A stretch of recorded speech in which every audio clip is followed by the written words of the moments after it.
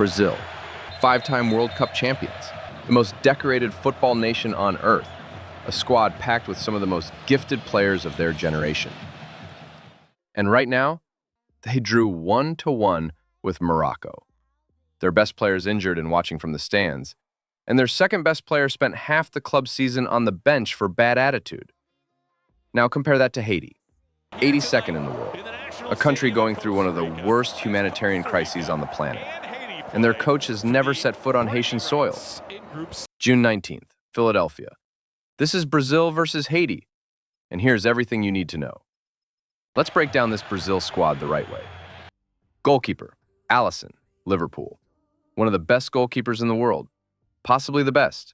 Calm under pressure, elite distribution, and the kind of big game presence that gives the entire defense confidence. Against Morocco, he was the difference between a draw and a defeat. 2 saves in the final minutes, the kind of saves that win tournaments. Against Haiti, he probably won't be tested much. But Alisson is the reason Brazil don't panic in tight moments. Marquinhos is the captain. 105 international appearances, PSG's leader. A center back who reads the game rather than chasing it. He's always one step ahead, always in position. Gabriel Magalhães beside him. Arsenal's defensive pillar. Physical, aggressive, dominant in the air. He and Marquinhos form one of the most experienced center-back partnerships in international football. The fullbacks, Danilo on the right, Alexandro on the left. They provide width, experience, and defensive cover. Against Haiti's attack, the fullbacks will have plenty of freedom to push forward. Casemiro anchors everything. Manchester United, 86 caps. The defensive midfielder who makes everyone around him better simply by being there. He wins the ball, he distributes it. He protects the back four. Simple, effective, essential. Bruno Guimaraes is the engine. Newcastle United's most important player. He covers ground relentlessly, presses high, and has the technique to play quick, one-touch football in tight spaces. He assisted Vinicius' goal against Morocco, and he will be central to Brazil's creativity. Lucas Paqueta, Flamengo. He brings the magic in the middle, the ability to carry the ball, find the pass that nobody else sees, and drive Brazil forward. When Paqueta is on form, Brazil look like a completely different team. Attack, Rafinha. Rafinha is quietly having one of the most important tournaments of his career. Barcelona's winger, technical, left-footed, lethal from set pieces, and capable of creating something out of nothing. He is the player who makes Brazil's attack unpredictable. His movement, his crossing, his ability to shoot from distance.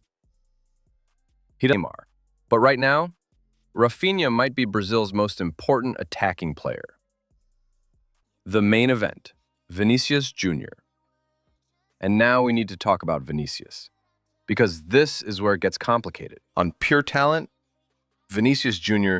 is one of the 3 best players on the planet. Real Madrid, explosive pace. A left foot that can unlock any defense in the world. A player who has produced moments of individual brilliance that leave defenders frozen and stadiums silent. But this season told a different story. He was benched by Xabi Alonso at Real Madrid without a public explanation, for the first time since the Ancelotti era.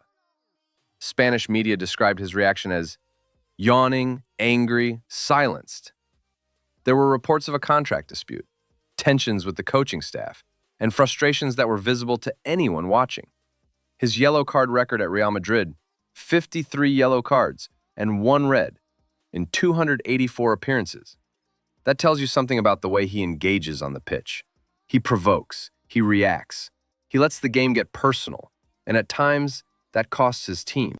He was also at the center of a major controversy in February, when he accused a Benfica player of racial abuse during the Champions League. A serious allegation. One that led to UEFA investigations, a 6-match ban for the opponent, and another week of headlines that followed Vinicius, rather than the football. But here's the thing. The talent is not in question. Nobody doubts what Vinicius can do. The question that follows him everywhere is the same one Brazil fans are asking right now. Can he keep his head, stay focused, and deliver when it matters most? A World Cup is exactly the environment that exposes character, and Vinicius, against Haiti, needs a dominant, clean, decisive performance. No theatrics, no controversy, just football. Against Haiti's defense, he should be unstoppable. The real test comes later, in the knockout rounds. The real question, Neymar. And then there's Neymar, the conversation that Brazil cannot escape. Let's start with what happened.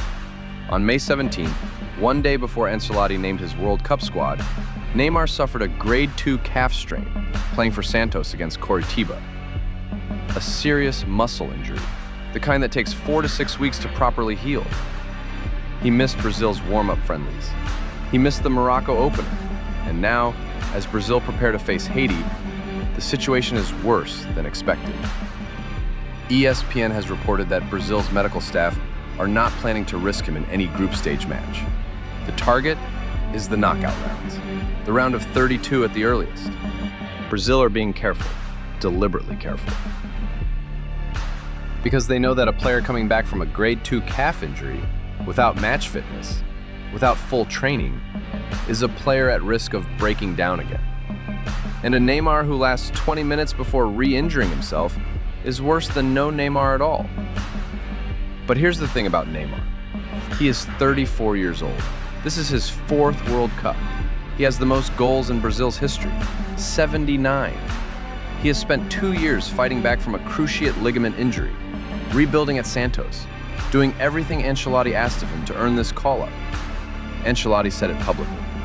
When we call up Neymar, we call him not only for his technical quality, which is indisputable, but also for his experience and the example he sets for the young players. The man who hasn't played for Brazil since October 2023 is sitting in the stands in Philadelphia, watching, waiting, doing everything he can to be ready. Whether or not he plays against Haiti, just his presence in that squad changes the dynamic of this Brazil team. And when Neymar does walk straight into the biggest moments of this tournament, because that is what Neymar has always done. He shows up for the moments that matter. Now let's give Haiti the respect they deserve, because this squad is genuinely interesting. Their coach, Sébastien Mignet, has never physically been to Haiti. The country's political instability has made it impossible. He has built this team through video calls, through data, through belief, and he has somehow created an organized, disciplined, motivated group of players who qualified for only their 2nd World Cup in history. In goal, Johnny Placide, 38 years old, 81 caps, the veteran who has seen it all. In midfield, Jean Rickner Bellegarde, Wolverhampton Wanderers, a Premier League midfielder who was one of the few positives in a Wolves relegation season. He will need to be everywhere tonight, pressing, covering, creating. He is Haiti's heartbeat. Up front, Wilson Isidore, Sunderland. Pace, movement, the ability to run in behind. If a long ball breaks and Isidore gets on the end of it, Alisson will need to be awake. Haiti's strategy is simple.